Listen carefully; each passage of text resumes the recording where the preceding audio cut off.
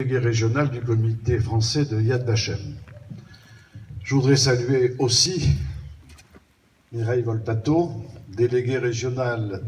conseillère régionale et déléguée et qui représente aujourd'hui le président Rousset. Je voudrais également saluer tous les élus présents que je n'ai pas le temps de citer, je risquerais d'en oublier d'ailleurs. Je voudrais quand même dire que j'apprécie la présence du maire de Thiviers, qui, comme vous allez le voir tout à l'heure, la ville de Thiviers a eu un rôle dans l'histoire que nous rappelons aujourd'hui. Alors, je n'apprendrai à personne ici que Sorges et Ligueux, qui forment aujourd'hui une commune nouvelle, ont été le théâtre, pendant la dernière guerre mondiale, de nombreux actes de résistance. Dans ces actes de résistance, il y a eu donc des héros armés et il y a eu d'autres formes de résistance que nous allons célébrer aujourd'hui. Nous sommes ici environnés par le souvenir de la résistance. Nous avons parmi nous Madame Lafont, qui a été justement reconnue juste parmi les nations, Madame Lafont de Ligueux. Jean Château-Renaud, l'ancien secrétaire de mairie, et lui aussi a été reconnu à titre posthume juste parmi les nations. Nous avons deux justes parmi les nations. Et puis nous sommes place Nicolas Feith. La rue Paul Carreau est juste à côté de nous. Nous venons de dévoiler une plaque, avenue Jean Château-Renaud. Aux Potences, à quelques kilomètres d'ici, un hameau de Sorges, existe l'avenue de la Résistance, existe également l'esplanade Valentine-Bussière. Tous ces noms montrent bien à quel point le souvenir de la résistance est un souvenir toujours vivant. La résistance, ce fut des actes armés et ce fut aussi des façons différentes de résister à l'inacceptable, et c'est de cette histoire que nous voudrions parler aujourd'hui. Dans la maison sur laquelle nous venons de dévoiler une plaque, vivaient, à l'époque de la dernière guerre mondiale, Jean et Rachel Lamargie.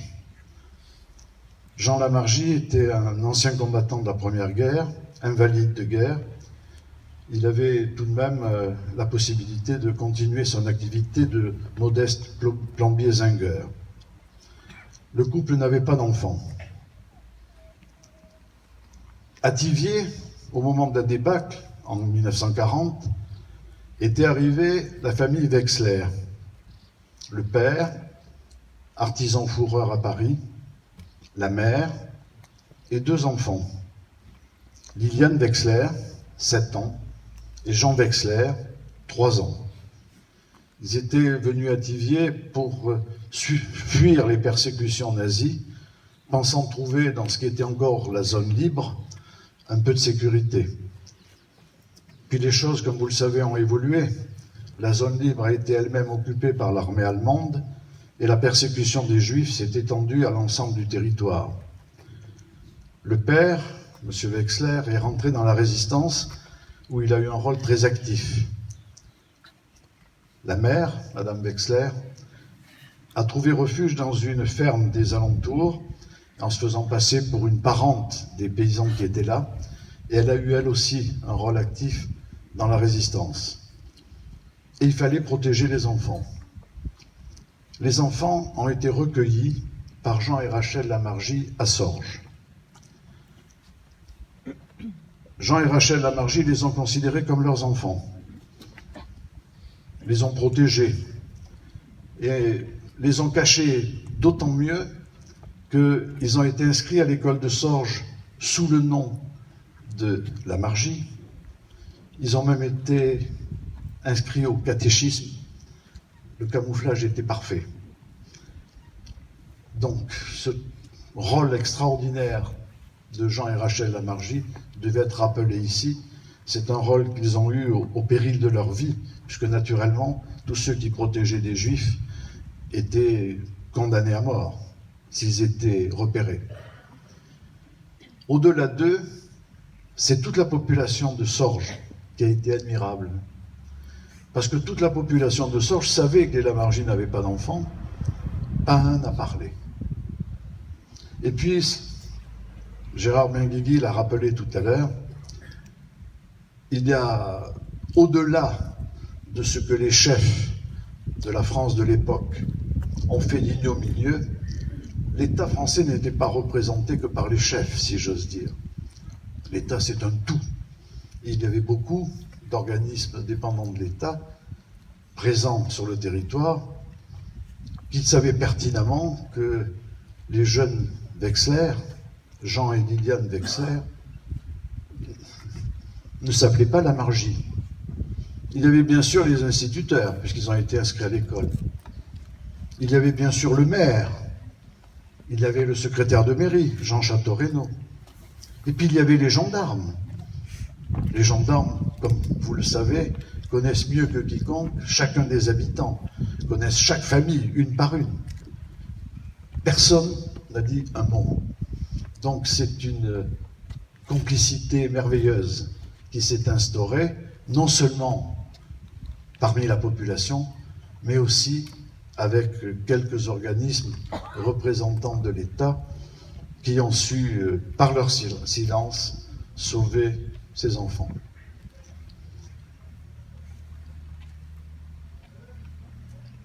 Jean et Rachel Lamargy ne sont plus de ce monde.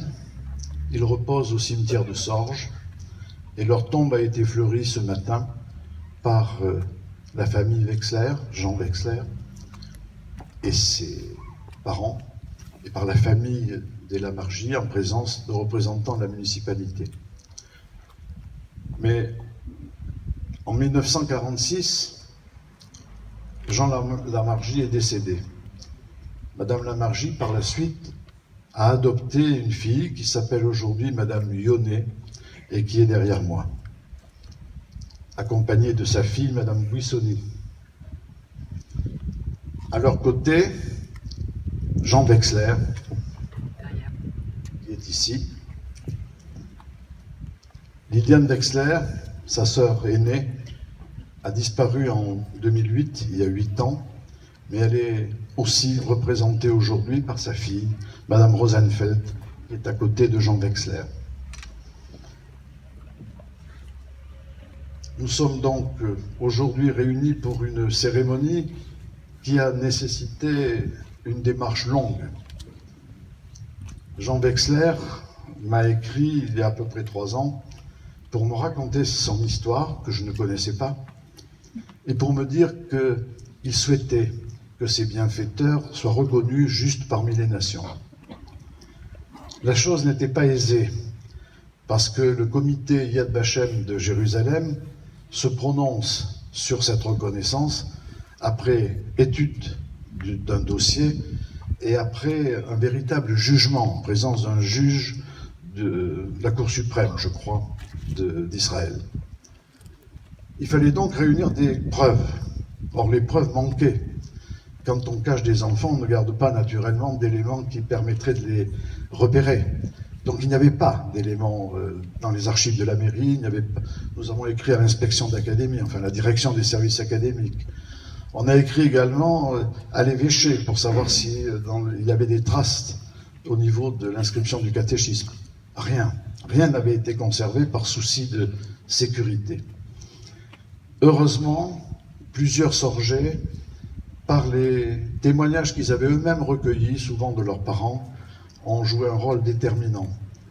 Je voudrais ici citer ceux qui ont eu un rôle particulier. Madame Hamad, qui est ici présente, avec Monsieur Lagrange, feu René Lagrange, que tout le monde aimait et appréciait, qui nous a quittés l'an dernier, ont, dans mon bureau, rédigé un témoignage écrit qui a été mis au dossier. Et puis il y a eu un témoignage déterminant qui est arrivé par Huguette Mazière. Huguette Mazière, qui doit être, que je n'ai pas vu, mais qui doit être parmi nous, qui est là. Huguette Mazière avait reçu très souvent, par l'intermédiaire de Fernand Mazière, son père, le récit de ce qu'il avait vécu. Fernand Mazière était apprenti chez les Lamargy, auprès de Jean Lamargy, pendant la dernière guerre. Et il avait le souvenir précis des prénoms et de ses 2 enfants qui jouaient dans l'atelier. Il en avait souvent parlé à sa fille, et Huguette Mazère a bien voulu rédiger un document certifié qui a été tout à fait déterminant dans la décision finale. Je voudrais aussi remercier Madame Lavigne. Avec Huguette Mazère, elles ont toutes les deux écrit un ouvrage sur ce qui s'était passé pendant la guerre ici, et de nombreux passages étaient aussi des éléments de preuve. Je voudrais saluer aussi et remercier M. Reviriego, qui, aux archives départementales, a complété le travail qui a été accompli, a trouvé des éléments de preuve suffisants.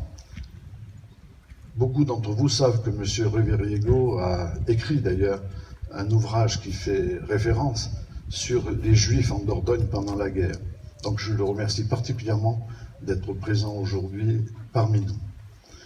Et puis je voudrais remercier tous ceux qui ont permis à cette cérémonie d'avoir lieu.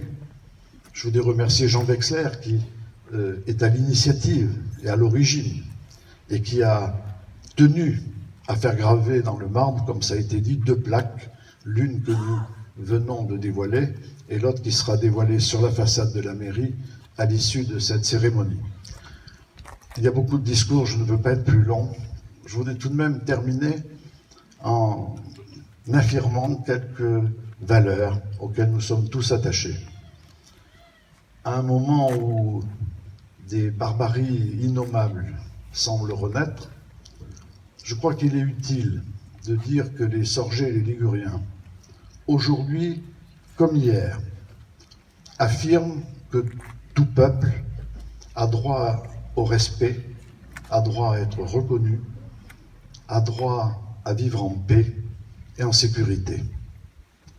Les Sorgés et les Liguriens, aujourd'hui comme hier, réfutent avec virulence toute religion, toute idéologie, toute philosophie, tout dogme qui prétendrait qu'un être puisse être supérieur, un être humain puisse être supérieur à un autre.